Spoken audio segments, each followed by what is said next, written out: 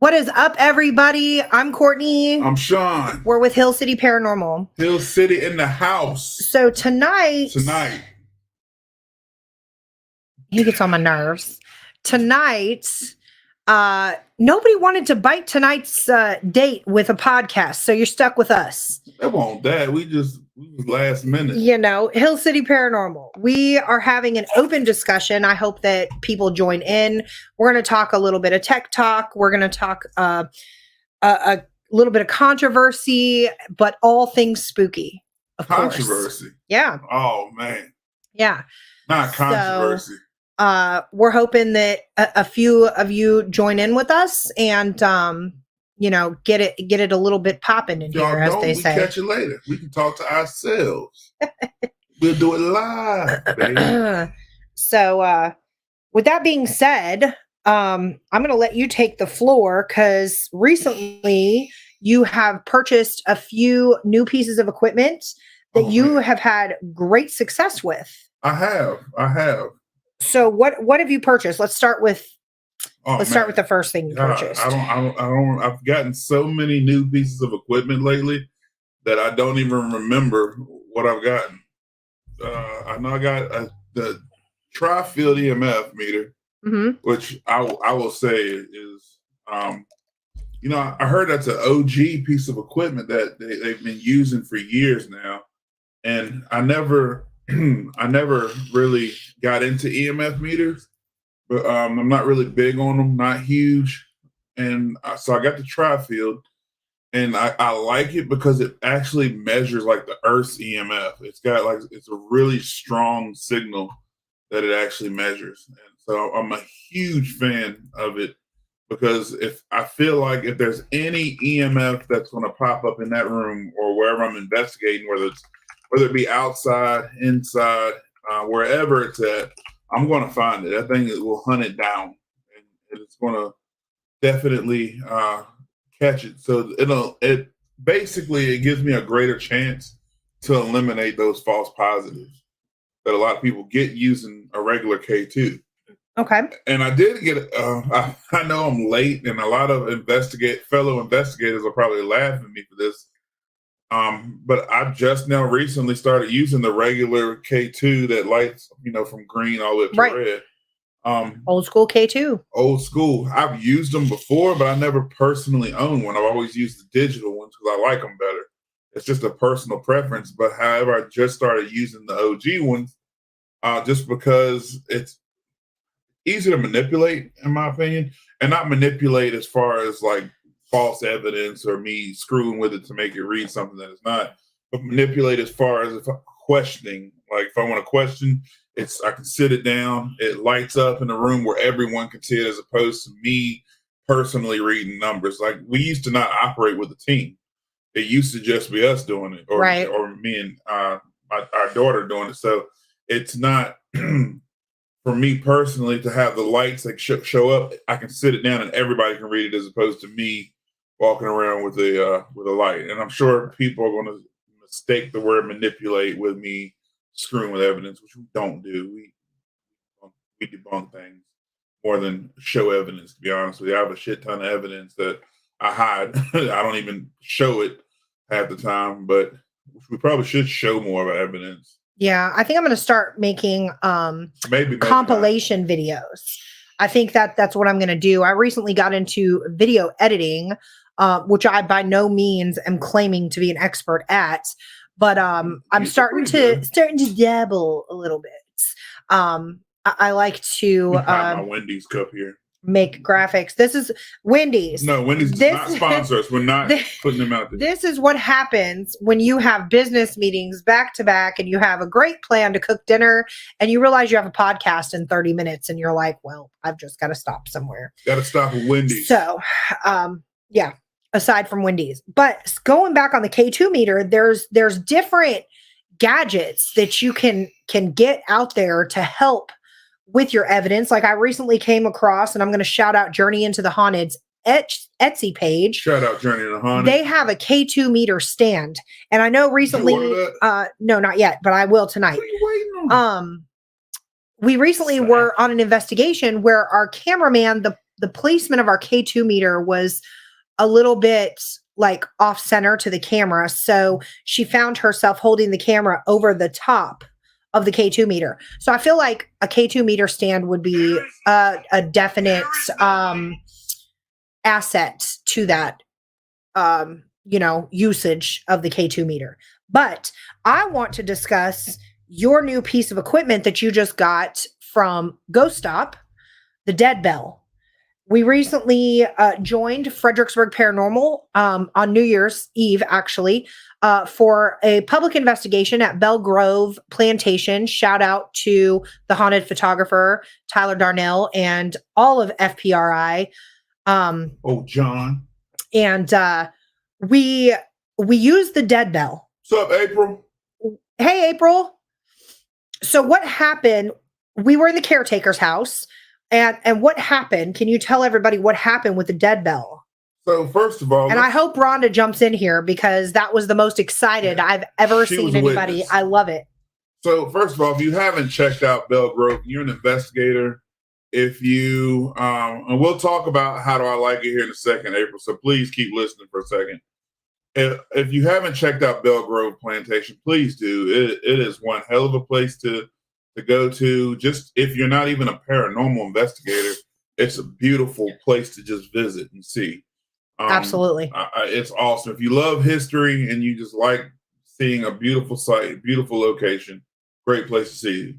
The next part we're talking about is the Dead Bell. That piece of equipment, I love it, April. I will say, yes, it is a bit pricey, but we might be able to work out something here possibly soon where that price will come down a little bit. Stay tuned. Just keep watching. Pay attention to our social media. We're working on that. But the Dead Bell is great. I will say that the negative to it is that it's a EMF. It operates. There's Rhonda. Rhonda, we're glad you're in here because we're talking about the Dead Bell the night we investigated Bell Grove. Yep. So it operates off of EMF. If I'm not mistaken, don't get me wrong, but it operates off EMF and it has a hammer or trigger that when it senses EMF, it dings the bell. And what happens is you can turn the sensitivity way up or you can turn it way down. So the bell does constantly ding. Like every minute or two, it'll trigger it to ding. So the way that actually Rhonda, because I was new to it when I got it, it was the first time I really investigated with it. Rhonda and I figured the way to manipulate that, and I'm using that word again, was to get the spirits to manipulate that. Right. To get the spirits to manipulate that was to ask the question, can you make it ring more than once? And whatever we were communicating with wasn't communicating with me very well. So Rhonda asked whatever it was we were communicating with to ring the bell 3 times in a row. She said, can you make it go ding, ding, ding? And we'll post that video. And that bell went ding, ding, ding right behind that. And mind you, we were in a whole nother room when that happened. So I thought it was really cool when that happened. And so I highly suggest you get it, use it, figure out how to make it work, how to make it work for you. Rhonda helped me figure out by accident. We figured out how to make it work for us. Like I said, because it works off of EMF, it does trigger itself to ding constantly. So it does get annoying after a while. However, if you can make it work for you in your investigation, I highly suggest the way we did it is instead of making it ding, we figured out if you can make whatever it is to manipulate the device to ding more than once, make it ring multiple times, ding, ding, ding, do it. And actually, Rhonda got it back to back. She got it to ring 1 time, 3 times, and then she hit it 4 times right after that. And after the funniest part about that was actually the reactions in the video afterwards. That I thought that was pretty funny. Yeah, I'm gonna try to pull a video in. In the meantime, we are actually going to add to our podcast right now Howie, the hitman Odell. You guys know him from Rift Nation. He's nice enough to join us on our portion of the Tech Talk tonight. So I'm going to add him, let you guys chit chat. I'm going to try to pull the video in from the 4 times because that's the one I found first, even though the 3 times was definitely cooler. 3 times is better. I'm going to try to find that while you guys are kind of chit-chatting, okay? All right. Howdy, Hitman Odell. Hello. Oh, sorry. What's up? Hello. What's up? I feel like I was waiting for that. I was waiting for that. So we're over here having a little bit of a tech talk, and we were talking about the dead bell. We've got Rhonda in the house with us. So I'm going to try to find the video while you and Sean chat for a bit. Yeah. All right. Well, we don't just have to talk. We don't just have to talk tech. But No. Rhonda, you hit on a key point. Whatever. Sometimes those spirits don't understand our language that we're speaking. You know, you got to think they were around way before we were. So they might not understood ring the bell, 2 or 3 times. You sometimes got to make the noise, ding, ding, ding. And that's what actually triggered the bell to ring. So Rhonda hit on my point. I mean, that's a valid point. I mean, that's one of the things that when you're in the field, you want to think about what triggers, what could, bring it out. Method acting is one of them. How you speak, how you're looking, how you present yourself, and the terminology you use. Like, for instance, I know many times in the field, I've tried to create an accent back in the day of, say, the 1800s, or try to use the same words. So they'll be like, what is this dude trying to do?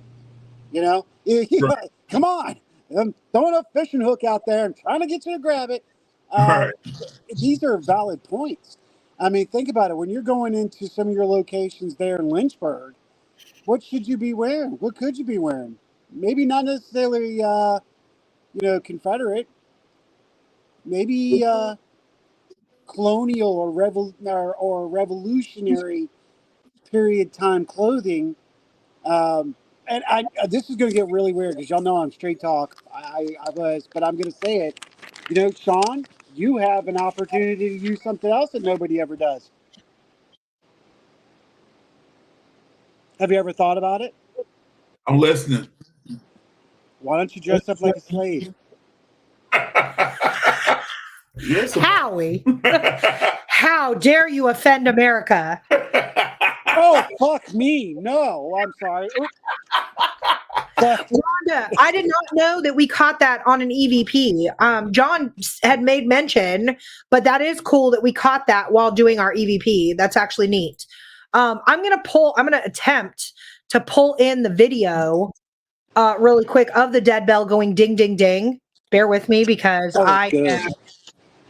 let's see. For everybody to see. Here we go.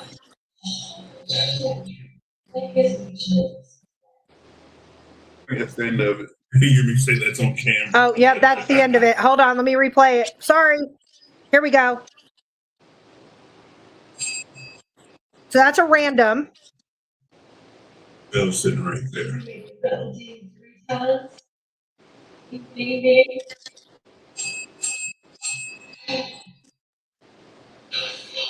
Rhonda, I had to leave your reaction in there, Rhonda, because it was just priceless. When something like that happens, it's like, holy shit, that just happened. So let me follow that up right behind that.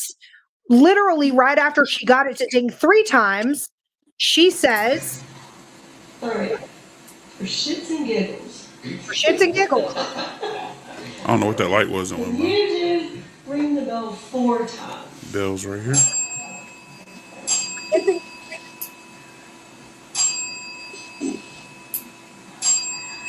Oh, God. So there you guys have it. We literally got it. Was able to. Well, we didn't. Rhonda and Sean were able to communicate, I think, with an intelligent entity of some sort that was actually able to understand the ding, ding, ding.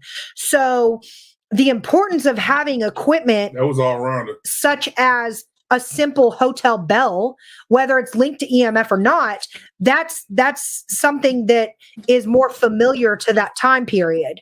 You know, I don't know the complete history of the ding ding.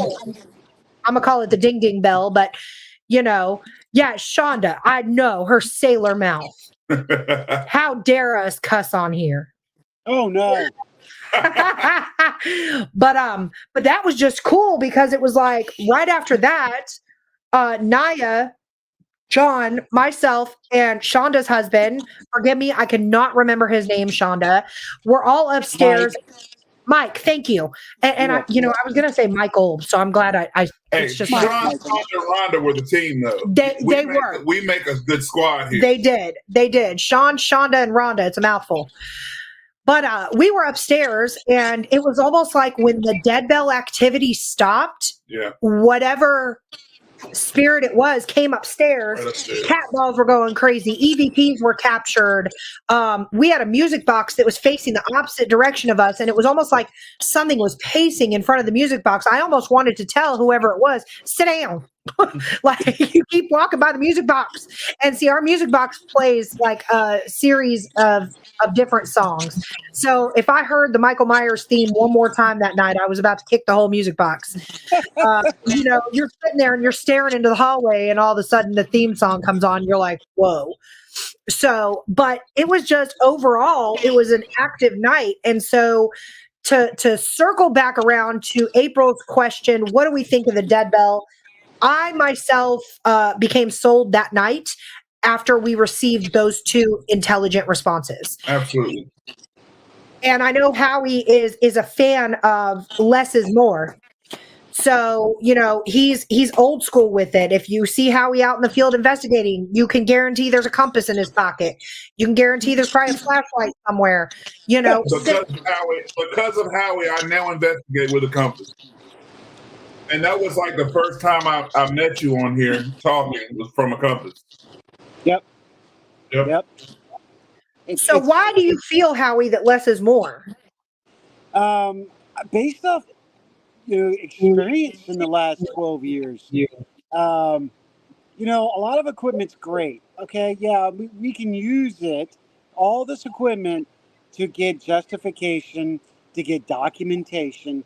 But if you find a lot of times, if you have a lot of equipment, you don't get a lot of hits. When you take the equipment away and you go to ambient, such as the bell, okay, such as a compass, which is natural, right? These are all natural items.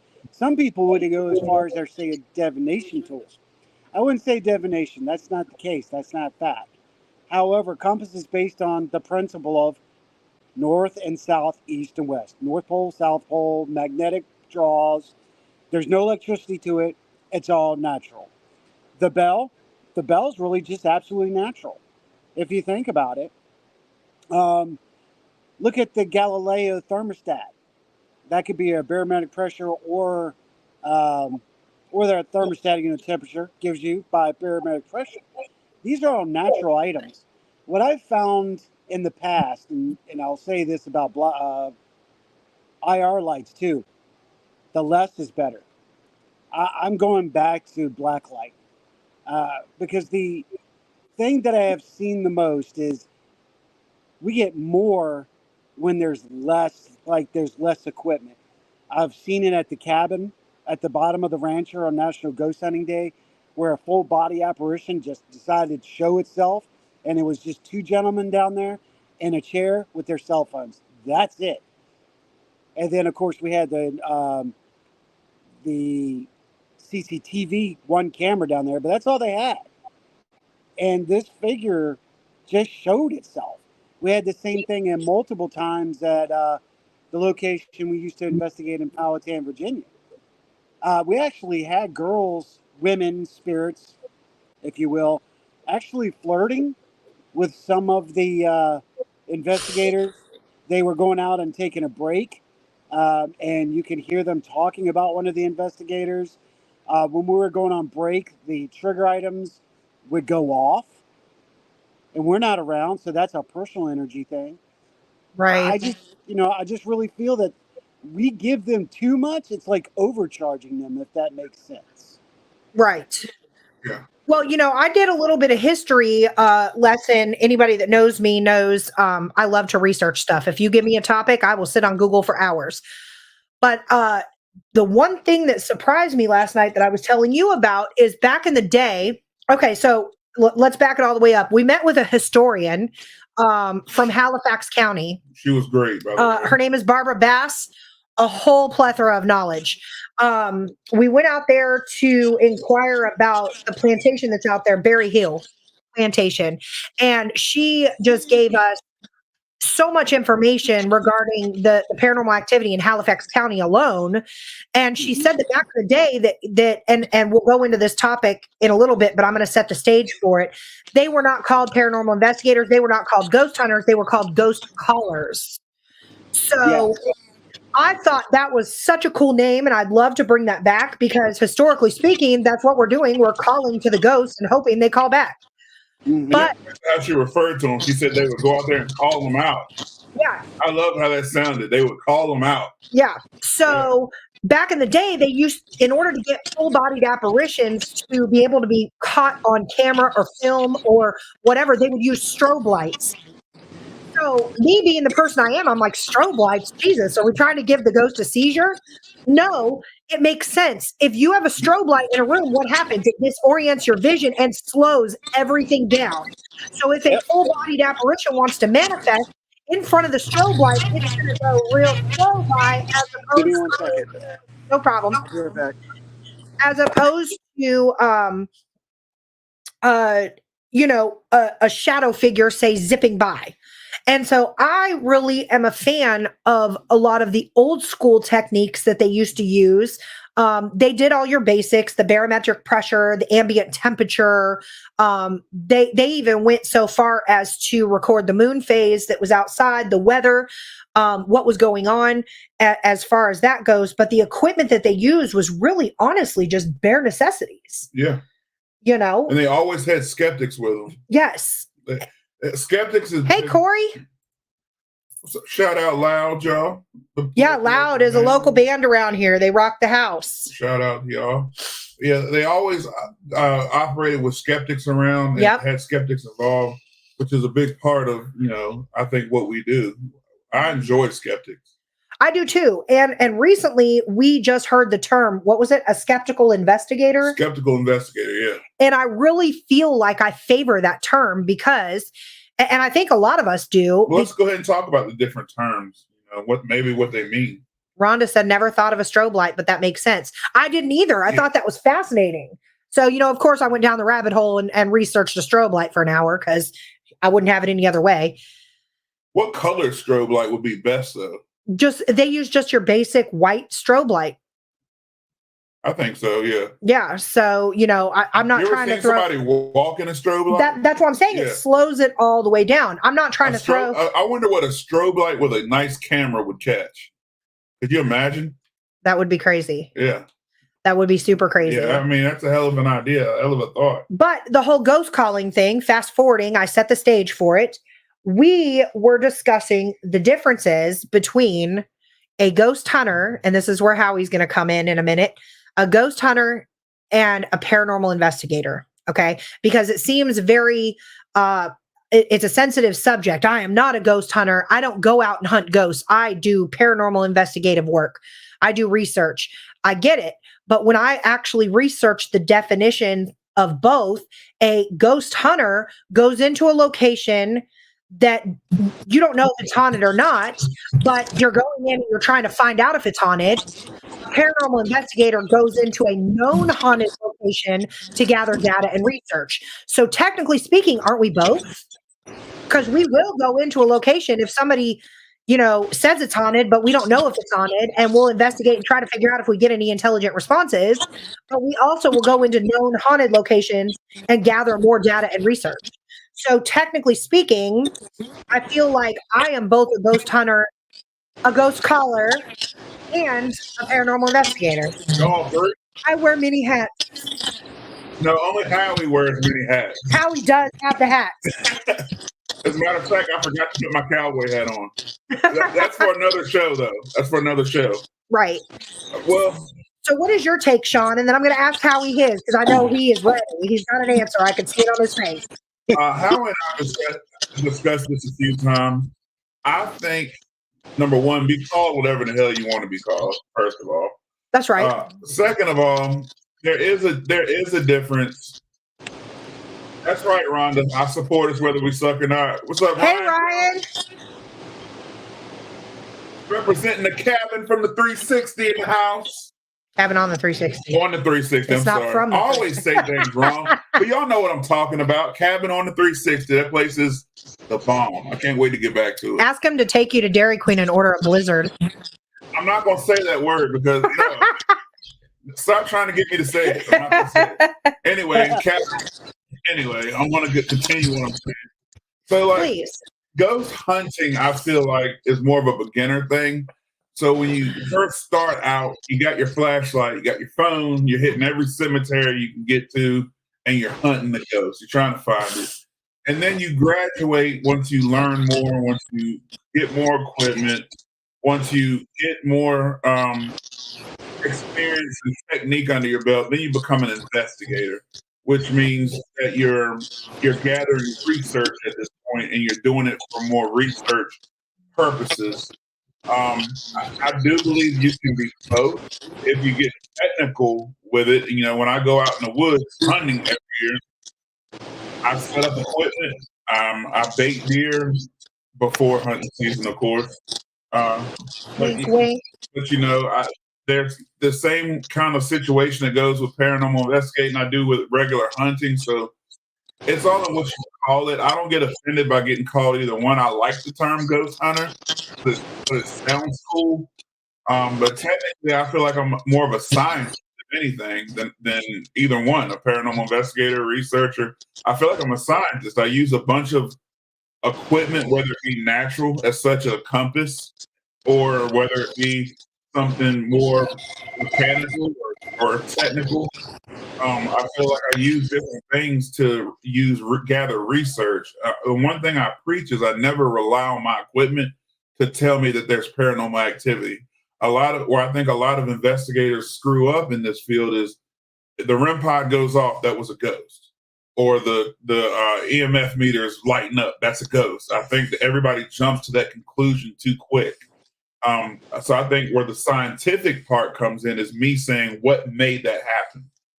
I'm with Howie on the natural side of things, where me become a scientist come from. If I have a compass and all of a sudden it starts spinning and going crazy for no reason, there's really not many things that can make that do that. That's natural. A compass is not just going to start acting crazy for no real reason unless you have a magnet or something that's making it do that. Right. So I would say that at times we could be all three. For the terms, I don't really get wrapped up too much in the terminology aspect, but I can say, however, at times we are all three. We call ghosts out. What do? We go into a room and we communicate. How we say we use different accents. Yeah, come out here and talk to me. Some of us speak different languages. We use different terms. We call the ghost out. Are we ghost hunters? Possibly. We go looking and hunting for them. We use traps, equipment to find them, and we investigate. We research. Somebody says there's a haunted location. There's evidence of paranormal activity. So what do?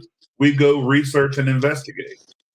And Rhonda brought up a good point right there. She said, I think in some ways a hunter is looking for a ghost experience, and investigators are more looking for the same, but look more into debunking. And that's hitting it right on the head as well. Yeah. So, and that's where the investigation piece, I think, comes in. Howie, what is your take on the term? Well, let's look at the terminology first. Like y'all were talking about, hunter to a paranormal researcher, investigator. All right, you're investigating evidence of activity. You're researching the land or the activity. If you're hunting, it's exactly right. You're hunting something, but why are you hunting something that you already know exists when you've moved into the paranormal research, and research and investigator? We all started as ghost hunters. True. That's the interest part. That is the very foundation. That's why I don't call down people for like, oh, you're a ghost hunter anymore. I don't. I was there. I was in the same place as everyone else. So it's very interesting. Um, Give me 1 second. Unfortunately, I got a phone call. I'll be right back. We get it. We appreciate you being here. I do have to agree with that. There's almost graduation levels. Yeah. You go from ghost hunter to paranormal investigator to researcher. There is levels. There really is. There and has to be. Definitely, right. Yeah, there has to be. There's actually, there's people on teams or, there's people out there that are actually called hunters. They're hunter seekers. Okay. These are your pit bulls, the ones that have the sixth sense to seek them out. Okay. There's the researcher. He's, he or she are going to be the ones that are doing the research for the land, the property, and doing the research of the understanding of the experience, the activity, and the evidence. You have the investigator. They're investigating the purposes. What? When, where, how, to what extent? Right. Scientific. Okay. So it depends on which direction you go. All right. So there is a difference between a ghost hunter, okay, than a paranormal researcher investigator. Those two are just on a higher level. They've gone deeper. They're not for the experience anymore. And it's just like you said, Courtney. And I think I'm slurring again. I'm not slurring. Tag show. They are there for the experience. They want to have the experience the first time. That first time high. It's like a druggie. I'm going to get my high on. I'm going to go ghost hunting. Right. They're going to get in the field and they're going to go like, woo! And a lot of those times ghost hunters are more heightened because it's their senses. Where the researcher and the investigator, it's kind of numb. We've gone through that experience. Now we're sitting back and going, what's going to happen now? And if y'all know me, a lot of y'all will sit, I just watch. I ask DVDs. Yeah. I so relate to that, Howie. I never thought of it that way. I actually just brought up to Sean the other day, and I'll get personal. I'm live on YouTube. I'm live on our Facebook pages. Okay, so I'm going to put myself out there. I just said to Sean the other day, I feel like sometimes during investigations, I'm boring or I'm getting bored, and I think it's because I'm more of that researcher / investigator. So I already have had stuff happen at this location, and I've got a bunch of newbies that want to see that stuff happen in person. And You're I think looking for what you already know, while they are looking for the experience of the whole. Right. And that goes back into the team aspect too. I feel like in order to have a strong team, you have to have like-minded individuals. I think that there's a lot of people out there that join teams just because it sounds cool to join a paranormal team. And so then you get a whole team full of ghost hunters with 2 lead investigators. You know what I'm saying? And then it becomes like not evenly distributed, so to speak. And so we recently just had a team meeting about that where we said, why are you doing this? Like, are you in this for the experience, or are you in this because want specific scientific explanation for what's happening? I mean, it's not. Bingo. You just said it right there. Paranormal investigator or investigator, if they are legit, there's going to be documentation, there's going to be written, there's going to be video, there's going to be substantial evidence. Here we go, circumstantial and substantial evidence that can provide. Where a lot of these teams now are ghost hunters, the experience, they're out as a group, they're still ghost hunters. They're not documenting their stuff. They don't know really what they're looking for. And if they do experience it, they're not really sure what they're experiencing. Yeah, with that being said, I personally have no problem taking somebody under my wing. If you want to become a quote unquote ghost hunter and graduate up, so to speak, to a paranormal investigator or researcher, and you want to shadow me, by all means, come on. Yeah, Because, if you're legit, if you want to put the work in to actually understand, yeah, by all means. I've got yeah, several new members on our team that are like that. They're here because they want to know, or they feel like they have abilities, and they feel this is going to be the best avenue for them for their growth. And I'm like, right, I'm all about it. Let me teach you. Let me mentor you. Let me show you the direction right. that allows me out of my head.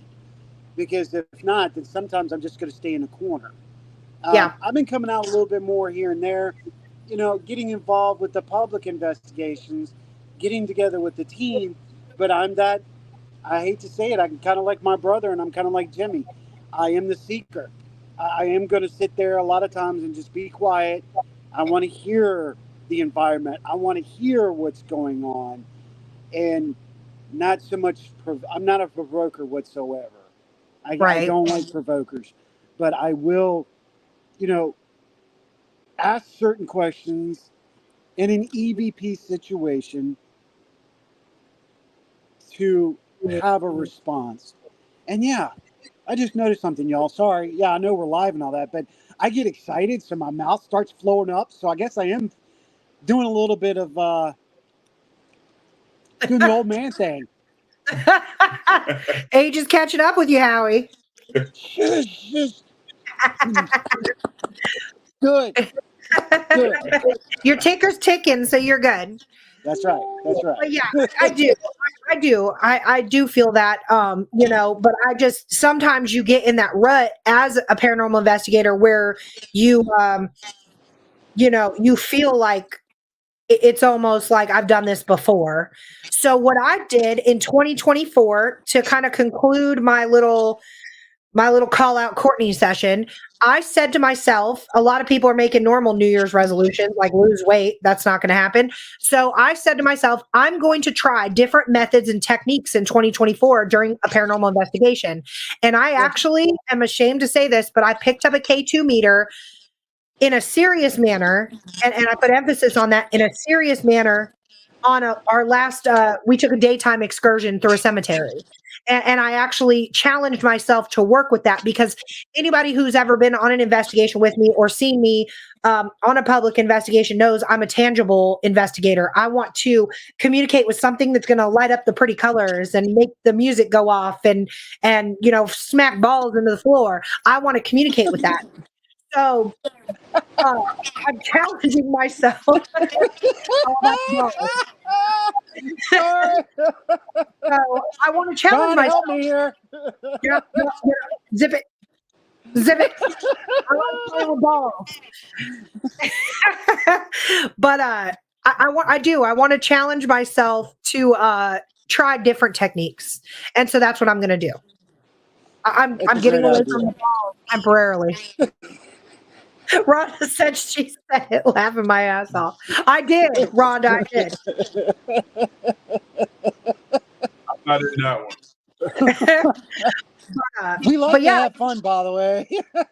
Absolutely. No bars held on this podcast for all those that are listening. We just say it and don't care. Hill City Paranormal, so inappropriate. Oh, God. Report me. Hi. Yeah. We follow them. I'm going to go log on to my Facebook later, and it's going to be like, your account's restricted. Won't be the first time. No. Won't be the last. Exactly.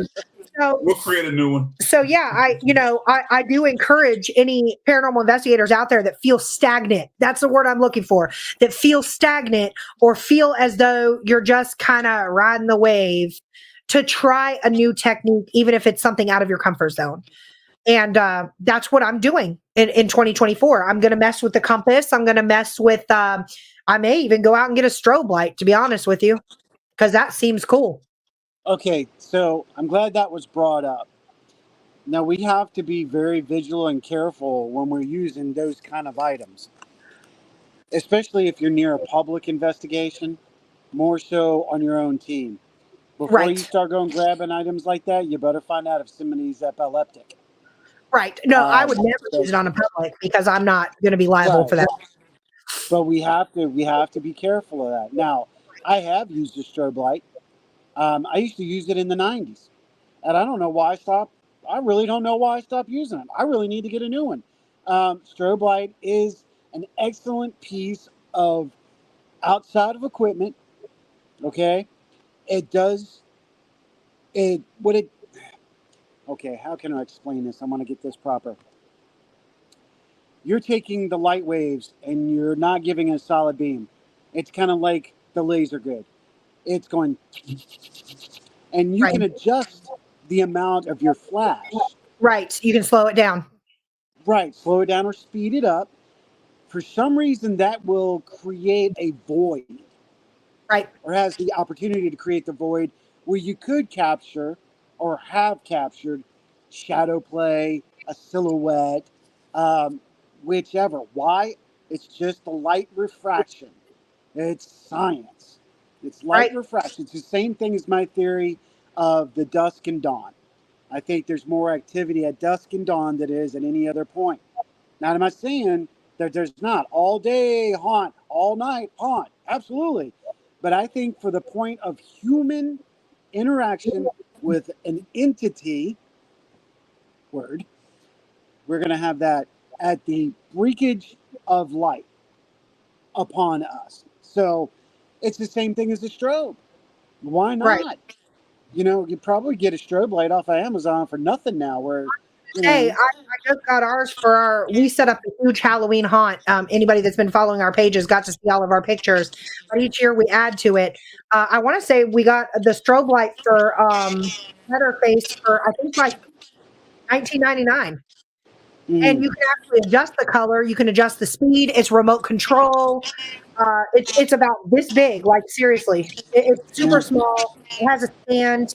Uh, I think it would be a good investment. Again, like how he said, definite disclaimer. Please find out if anybody on your team is an epileptic. If they are, they can choose to opt out of that session, maybe leave the room, etc. Um, yeah. but It can also create migraines. right. So you got to be But, careful. but to touch on something that you just said, you said dusk to dawn. We were recently asked the best time to investigate. And of course, if you ask any paranormal investigator what they prefer, they say nighttime. And so what I did is I went down the rabbit hole and tried to find out why uh, paranormal investigators prefer nighttime over daytime and things like that. Did a whole That's panel. easy. And Mhm. my personal experience is because it's quiet, and I feel like at nighttime in the dark, your senses are heightened. So you're almost more aware of your surroundings. If you're sitting in a dark room, you're utilizing senses that you wouldn't otherwise use sitting in, say, an office setting. What about your human night vision at night? Yeah. Your eyes adjust at night to your night vision. You will see things a lot more clear, believe it or not. Depending on what you're eating and what you're drinking, people That's need to true. understand that. If you're getting ready for an investigation, make sure you're properly hydrated and you're eating the right items to help your eyesight. It just doesn't work. It's not just, I'm going to go ghost hunting and might as well just. No. We are machines. We are chemical machines. There are certain things that we can eat and drink that help our vision and hurt our vision. So I'll give that a cup to 22. Okay. That's I'll jump on interesting. another. Absolutely. And it's not just carrots, but carrots are good form, Sure. cooked and raw. But there's a lot more out there that's actually better for you than carrots. Anyway, look into it. Do the research. That's what we do. The fact that why do we tend to do it at night more so in the day? That's a very good point that people have asked several times, especially if they're getting into the paranormal. First of all, why do we wear black shirts and dark shirts? Okay. I know that one. At nighttime, all of it really has to do contamination of evidence. It's at night, sound contamination is much lesser than it is during the daytime. True. At the night, we see flashes better than we do during the day. If there's a sparkle, click, flash, boom, we see it at night better than we do during the day. True.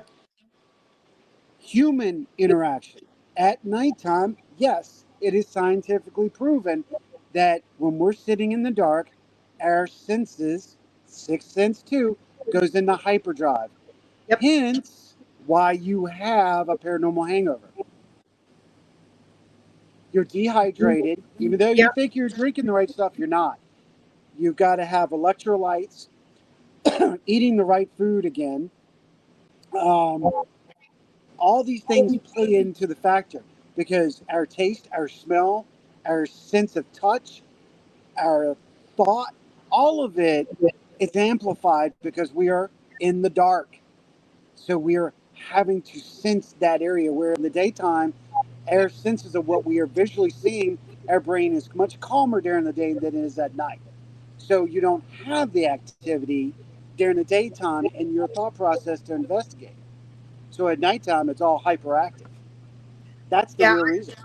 I think that's very interesting about the diet because, you know, I'm one that suffers from paranormal hangovers for sure. I will come home from an investigation. It doesn't matter if it's a 3, 4, 5 hour investigation, I will crash. Cabin on the 360 is the one exception to that. I literally worked all day, investigated all night, and drove us home and didn't crash till I got home. And I only had one energy drink on the ride up to the cabin and no more. We did another overnight investigation where I was down in coffee like it was water because I was just exhausted. But Coffee's the worst thing. I am one Did that y'all know will that? crash. Yeah. I did not. I was just trying to stay awake. Really, coffee is the worst thing we should be drinking during an investigation because it is dehydrant. It dehydrates you. You may be getting the caffeine rush, but that caffeine is dehydrating your senses and dehydrating your body. That's why we pee so much. Come on. Right. When we're in an investigation, we're peeing like horses. You know? Yeah. We need to. Got that one. Got Sean on that one. It's true. If you can take electrolytes and put them into. I like that, huh? If we could take electrolytes and put them into water, have fruit juices, the natural stuff, our body would retain better. Now, you know what's really good for our para hangover? Coconut water. Oh, wait, that's regular hangover. Sorry. No, that's good. Coconut water is actually good to be drinking during the investigation, too. Dill pickle juice. Oh, I'm down with that. Yeah. Rhonda, you already know how I feel. I'm obligated to bring snacks next time. I know. Be careful of the snacks. Be careful of the snacks you're eating. Just ruining my day, Howie. Hey, Brian. Strawberries, cherries, cucumbers, carrots. All this is good for you. Cranberries are good for you on an investigation. It's all natural. It has natural sugars, but it doesn't have the glucose. So you want to prep the food yourself, not have it prefab. Right. Dude, we are all bringing snacks. Hell yeah! Michael Brooks said, I drink pickle juice every day. That also, along with coconut water, is excellent for a regular hangover, just in case everybody needed to know. I don't know nothing about it. It's also a blood cleanser. It cleanses the blood. Just be careful if you have heart issues, you can't drink but so much of it. Myself, I love it. I can't drink it that much because it has a high sodium. Bad. Now, the cool thing is I think every 40 and up person has decided that they wanted to become a homesteader. And so I started raising chickens and making my own bread and canning my own pickles. So, you know, instead of like your table salt that you would get over the counter pickle jars or whatever, I use like kosher or Celtic. I prefer like a lot of Celtic sea salt, which has 92 minerals that our body actually needs. And needs. Needs. Yeah, that's what a lot of people don't know. There's 7. So, you know, I prefer to do that, but I will definitely be making some pickles. And if we come out to the cabin and see you, I'll bring a whole jar for the cabin. Oh, trust me, when we get you out to the cabin, if it's going to be for one of the events that Ryan and I were talking about, we've got some really great ideas this year. I'm really excited. to be working with Ryan and getting some stuff going on, and I got Dennis. you, Ron. We got a lot going on. We got a lot of great ideas. So there's a lot of great things that you can do, and there's bad things, but hey, a shot. This is what I'll tell anybody: an hour before an investigation, it's really scientifically proven. It's okay to take a shot of liquor. It actually helps the body. Believe it or not, it's scientific proof. Relaxes the Did not body, know keeps it in. Huh? I did not know that either. Yep. You haven't heard that one. So that's why we bring you on, Howie. Yeah. We were just saying that we learn new stuff every day. I will honestly say everything I've learned investigating came from other investigators. Yeah. Everything I've learned. For sure. It's just like any trait. It's a trait. It really is. We learn from the people before us, or the people around us, the people that have been in it longer, have the interest, have done the research, and then we get involved and we start that same cycle. Then we pass that cycle on. That's right. That's the way it should be. But the biggest problem I've seen so we've been doing it personally for years and years and years. Yep. But we just the team aspect of it and the community aspect of it we're new to. So the one thing I see people finding it hard to admit is they learn from other people or collaborated with other people. And I'd say the groups that we've interacted with have all been great. But some of the stuff I've heard on the outside I'm like, yeah, right. But I will personally say everything that I've learned, even from as when I was a beginner doing this as a ghost hunter, I've learned from somebody else, everything. And even tonight, I'm learning new things. And it's great that we're talking about this stuff and talking about random techniques and random tips and random things, because we can all apply this and grow together. So I love it. And I hope that somebody goes back and watches this that might be able to utilize some of the advice that's given here tonight. Oh, yeah. In everyday life, outside of paranormal investigation, obviously diet and proper hydration is a must. But it makes sense, with the whole dehydration piece and the paranormal hangover, so to speak. It definitely makes sense to me. I think that's going to go in my go box as some electrolyte packets. What is it? The IV, liquid IV or something.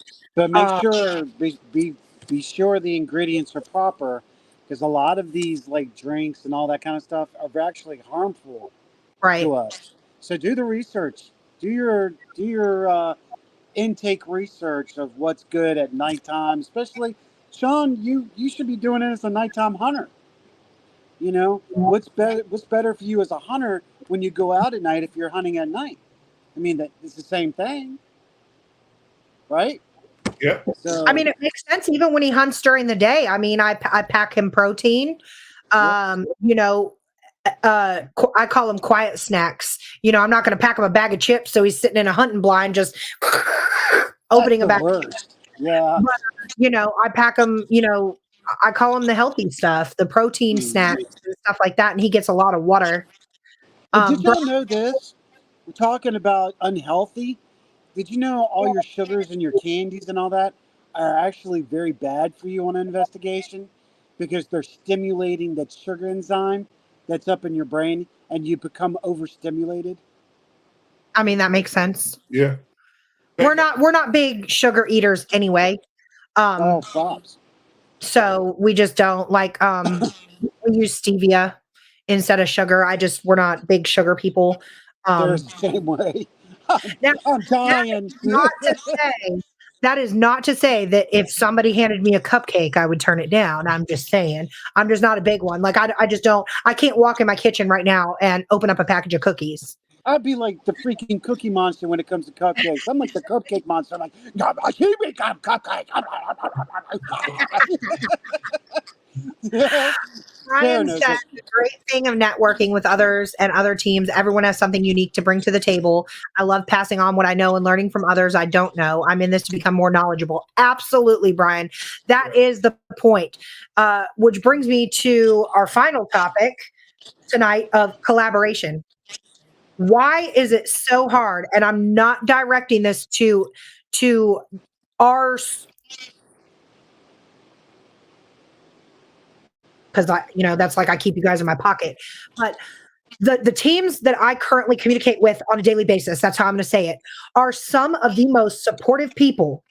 I cannot post something without it being shared by you, Howie, Rhonda, Ryan, John Sullivan, Kim Sage, It's so all many of that people you stuff. can't name them.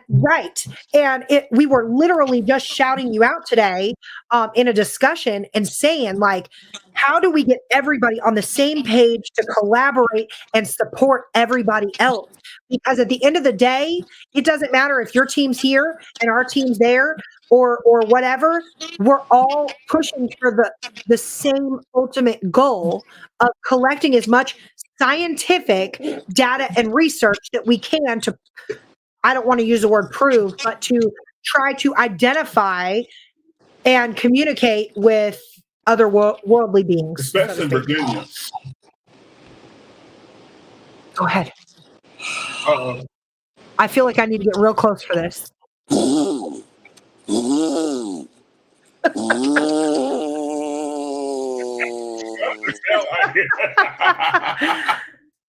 we go. All right. I set the stage for you, Howie. Go ahead.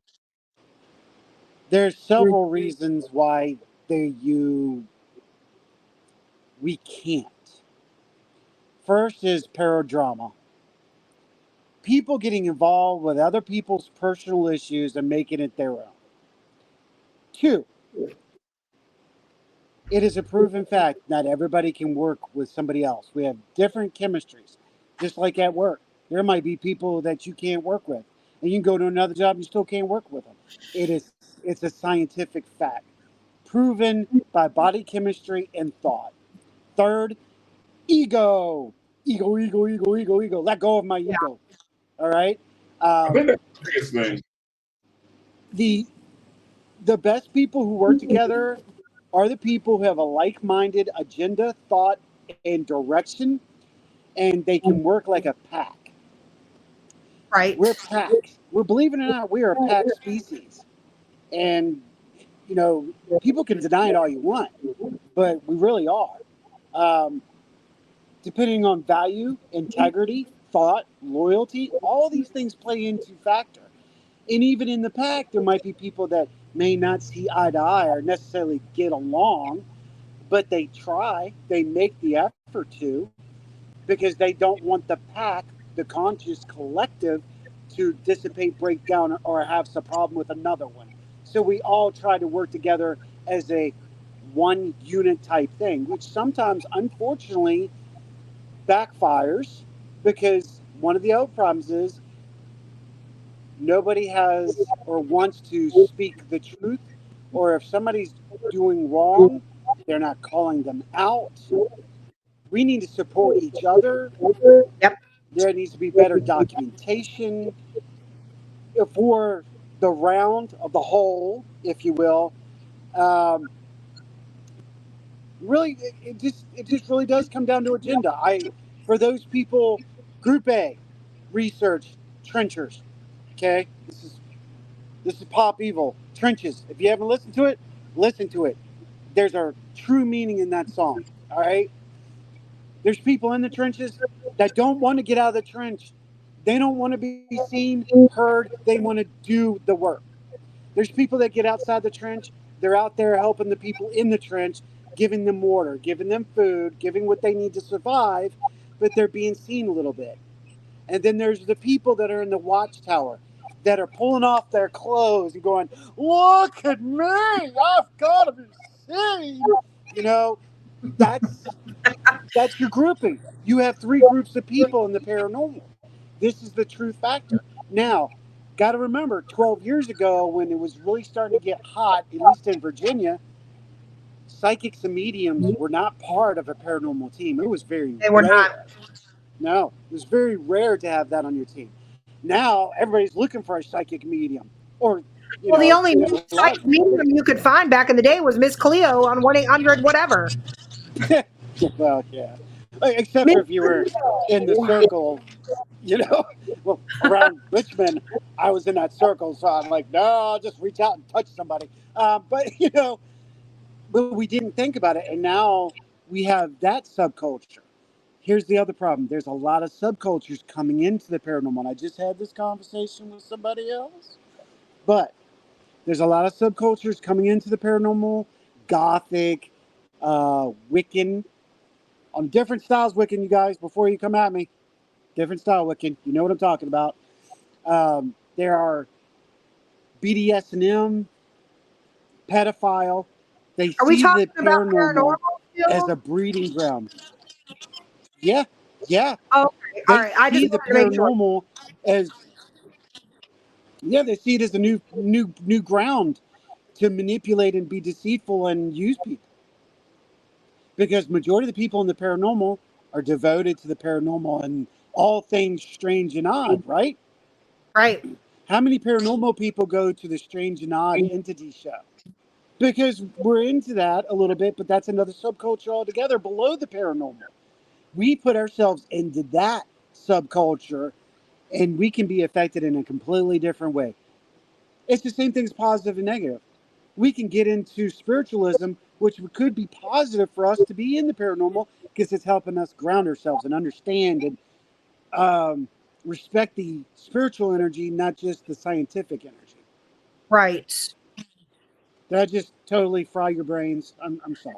No, it actually makes it actually makes perfect sense. I guess I'm just sitting here and I'm trying to like every subculture that you just mentioned, I'm going, I know one of those. I know one of those. Okay, I know one of those. Yeah, all right. So it makes sense, you know.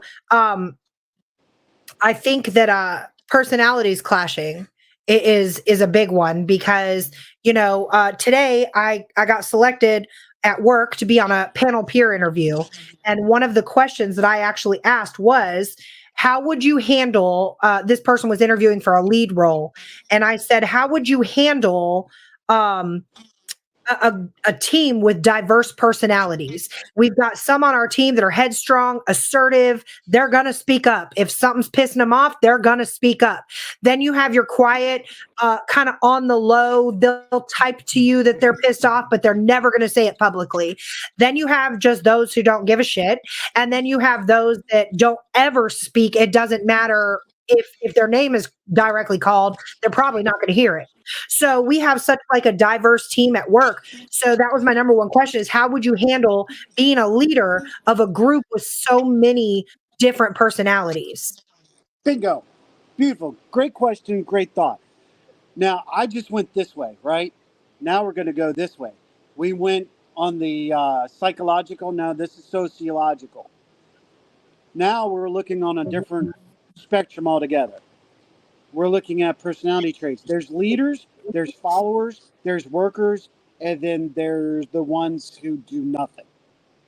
That means Right. they drag behind, they're just there for the experience.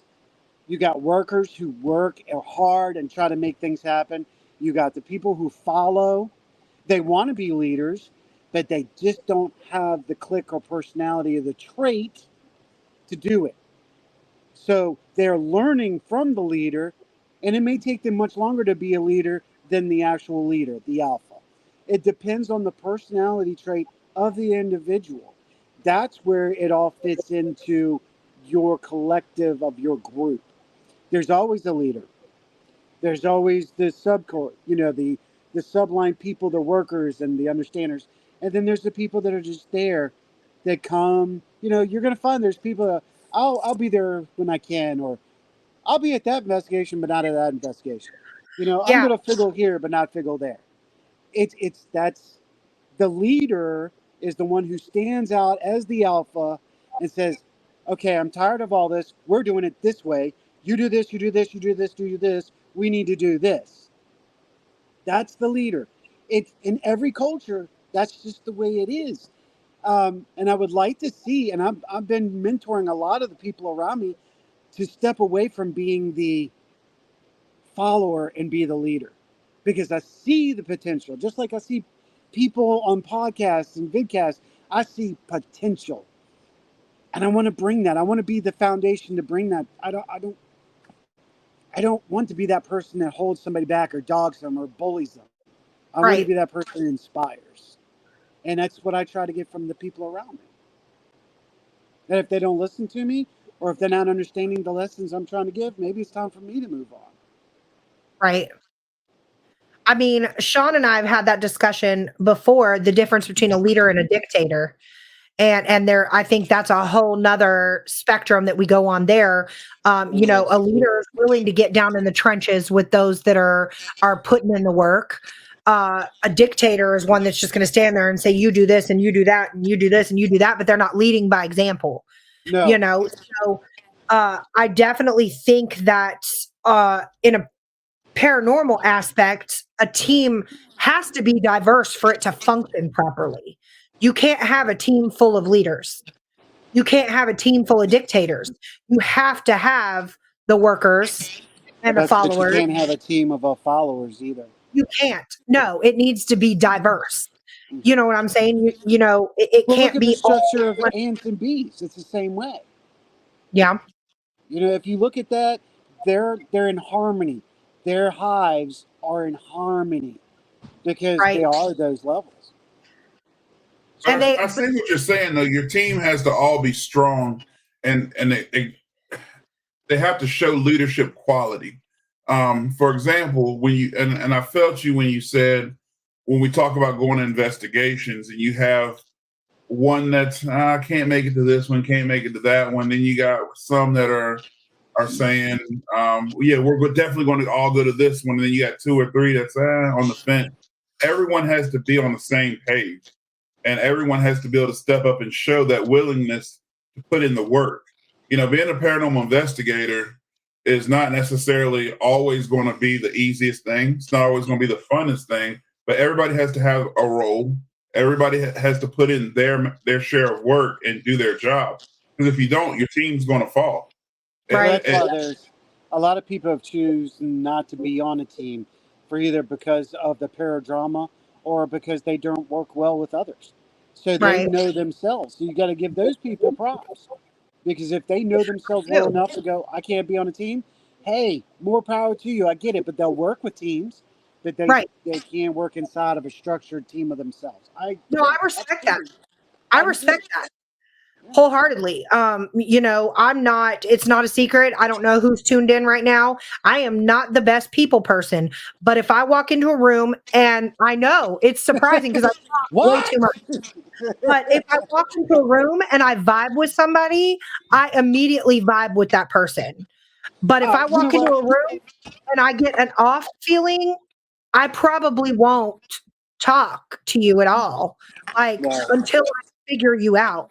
You know what I'm saying? And I will say that the groups that we have hopped on public investigations with and actually done paranormal investigations with, I have yet to run into, and I'm going to knock on wood because I don't want to run into anybody. I have literally vibed with everybody. Yeah. Which is shocking for me because I'm a more standoffish, like kind of talk to people at arm's length, you know, and things like that. But I'm very fortunate to have our close-knit paranormal community that we have right now currently, because I really feel like we're all on it for the same ultimate end result. I'm going to say something funny that was a personal thing before I get out of here. Sean and I are not allowed to go to any more Asian restaurants. Just saying. If you've ever seen the comedian John Padit, he does a skit about going into Chinese restaurants, and that waitress looked at me and Sean like she was going to kill us. Oh my God. That's paranormal. Thank you for joining. You guys, we've got Bedford Paranormal coming up on one of our podcasts actually here in April. Let me make sure I get the date right before we close it. Yes, April 16th, 8 p.m. We will be live with Bedford Paranormal. It's a show you guys don't want to miss. Why haven't we worked with Bedford Paranormal, by the way? We are going to discuss this on our podcast. We're going to discuss that. Why haven't we worked together? I'm from Bedford. Like, why haven't we worked together? Yeah. There's a huge problem here. But yeah, you're catching the tail end of the show here, but we've been discussing too many items to list tonight. Howie, I want to thank you for taking time. I know you're at work, so I definitely appreciate you taking the time to hop on. And That's always a pleasure with my brother and sister. always. Medford Paranormal said they will figure it out. Yes, we will get it. We will. It's going to happen. Hopefully in the near future. Yes. Real soon. Well, we will let you get back to work, Howie. Everybody that tuned in, thank you so much. And we will catch you on the other side.